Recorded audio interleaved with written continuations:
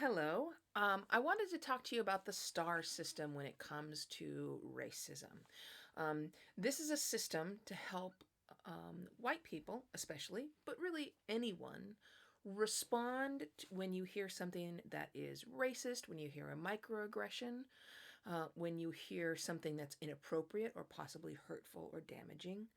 And it's not focused necessarily on you, but on other people, which is why this is especially helpful for white people.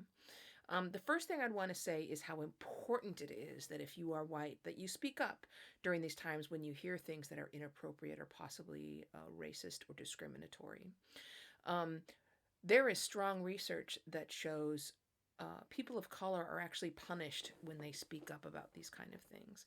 When they study these issues, we know that when people of color speak up about diversity and inclusion, especially in the workplace, they're not very persuasive. They don't change a lot of minds, but also they can take some negative feedback because of it. They can end up getting punished. They can be seen as whiny. They can be seen as complainers. They can be seen as difficult or angry. Whereas white people are more likely to be persuasive, especially with other white people. And the most persuasive, the people who are in the best place in order to bring about change, are whites of high status. So if that includes you, that doesn't mean you're a manager. It just means that you are in some kind of position of power or influence. You have a lot of power, and we're relying on you in these moments. So I want to teach you the star system that you can use as a tool. I don't know where this originally came from. I've seen it used in a number of DEI workshops. The first place that I heard it was from the great Al Vivian in Atlanta. But STAR stands for Stop, Tell, Assist, Recover. Stop is important because you need to stop them, if possible, before they even finish.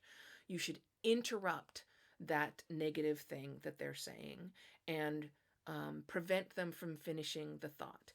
That's especially because oftentimes there are other people present, and you want to make sure that it's never seen as appropriate to say those kind of things, and that it doesn't become a norm. The way that you break a norm is, of course, by breaking it. Tell is how you tell them that what they've just said is inappropriate. And there's often a mistake here that we say, that's racist. I would suggest, if you actually are trying to do something productive and effective and actually make some kind of change with this interaction, what you want to do is say things like, I disagree with that, and here's why. I see it differently. That's an interesting perspective. Any of these kind of things that you can sort of gently break in and interrupt, that's where you tell them that was inappropriate. I see that as an inappropriate remark that you've made. A stands for assist. And assist is you helping them to see it from another point of view. So you've said, I see it differently. Here's why. And then you explain why, and that's your assistance. You're going to put this not in the framework of, you are so wrong and let me tell you how wrong you are. I also do not recommend using any data or statistics at this point, because we know from reams and reams of research that your data and facts and statistics are not very persuasive. They're certainly not as persuasive as you think you are. As you think they are, we don't have a lot of evidence that they work. The last thing is restore. And by restore, we want that other person to leave feeling as though they have not been completely dismantled when their mistake was pointed out. In other words, I want this person to feel comfortable looking into issues of diversity and inclusion. I want them to feel comfortable talking about them. I want them to feel as though, if over here is where they've been comfortable before and it's casually racist, I want them to feel they can break away from that world, because here's this other welcoming world that's ready to take them in.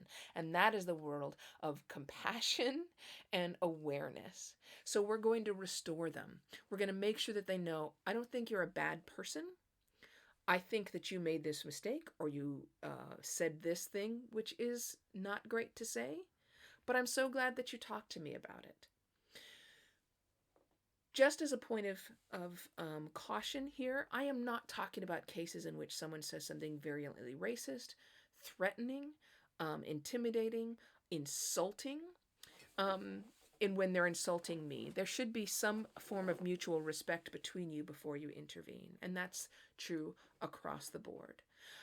But it's so important as you move forward to actually speak up in these instances.